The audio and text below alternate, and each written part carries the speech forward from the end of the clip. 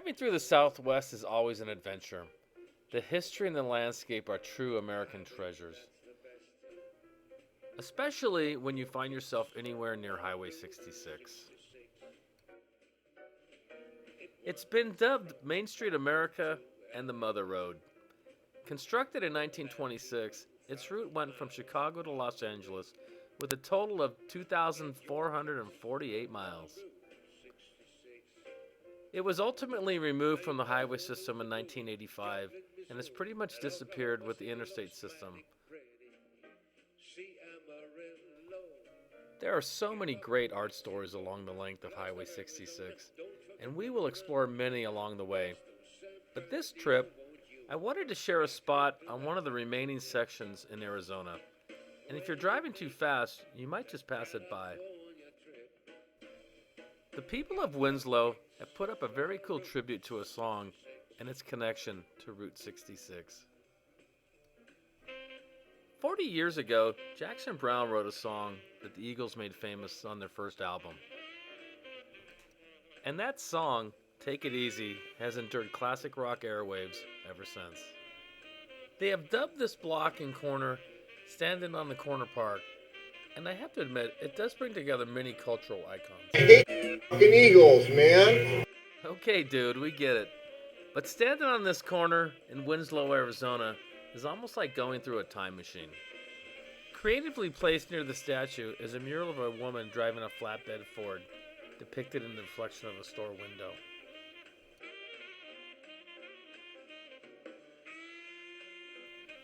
Conveniently located right across the street is a very nice gift shop that sells Route 66 merchandise and a selection of Eagles memorabilia.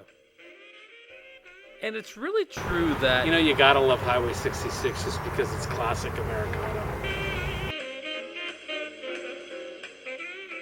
As I drove away from this spot, going east just a few blocks, I came across this very retro diner.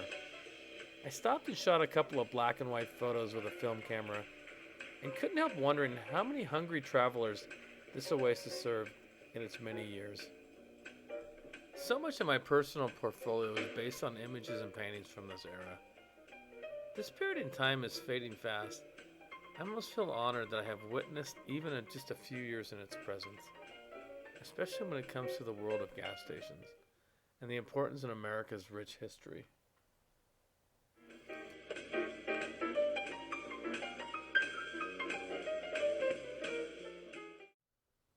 Our love affair with the automobile is always evolving. What led us into today's automobile culture was brought on by decades of hands-on service with an attention to detail and using lots of imagery through advertising. And right here in the heart of New Mexico may be one of the best examples of Americana that I've ever seen.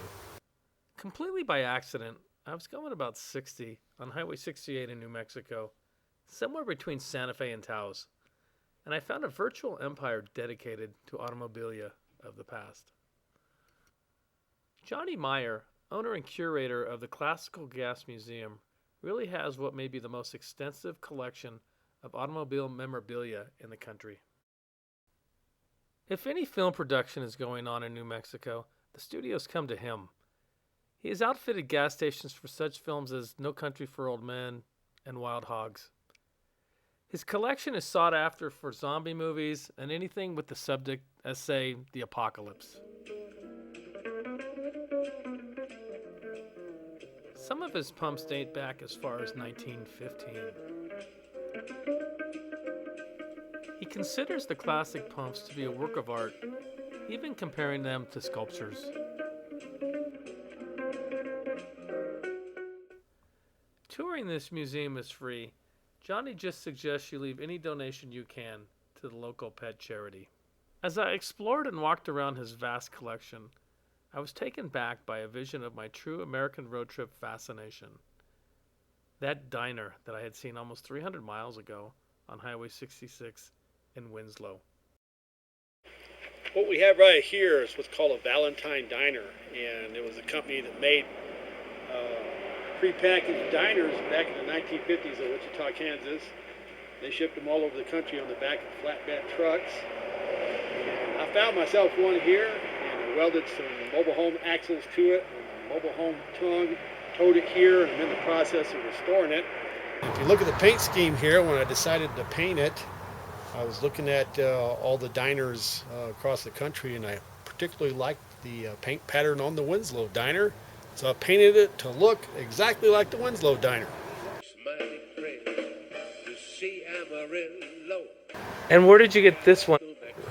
This one I found it about a half hour south of here in a salvage yard. And it was pretty bad looking when I found it, but I knew exactly what it was when I saw it.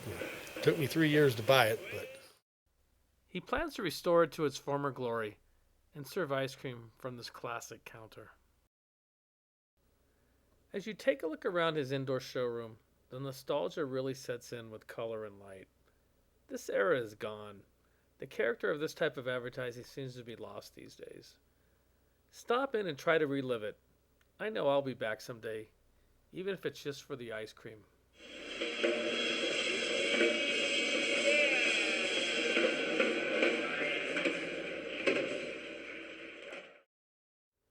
Since we're on the subject of car travel in America, let's stay on that theme. And now travel east to Nebraska and introduce you to a one-of-a-kind piece of art. Let me preface this by saying I have been to England and have witnessed Stonehenge in person. But what I have experienced on the plains near Alliance, Nebraska has impressed me even more.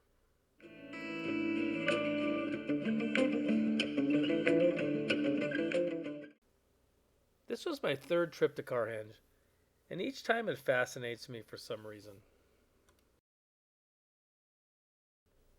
Carhenge was constructed in 1987 by Jim Renders with the help of 35 friends and relatives. The project was built as a memorial to his father, who once lived on a farm at this location. The specifications are those to Stonehenge. 38 cars were used with a circle approximately 96 feet in diameter.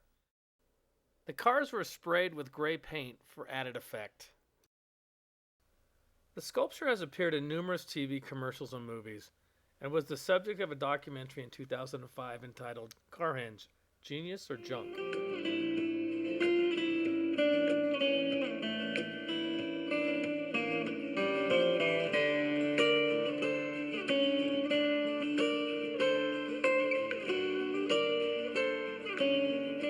If you look around hard enough, you might even come across the '62 Cadillac.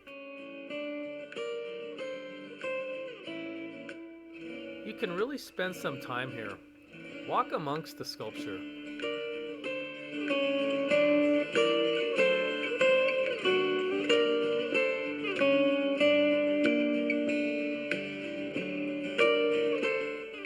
There are many other works to see surrounding the area.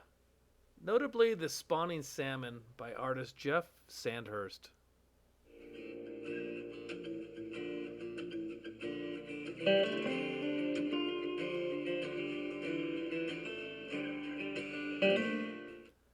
Rumor has it, when Carhenge was built, many wanted it removed.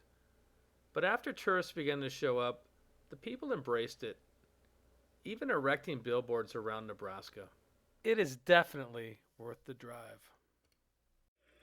If you build it, he will come. Hey, thanks again for watching the clips. Share them with your friends and on Facebook. And remember, art is a trip. If you want to have some fun with Stonehenge, go to this blog, replicahenge.wordpress.com.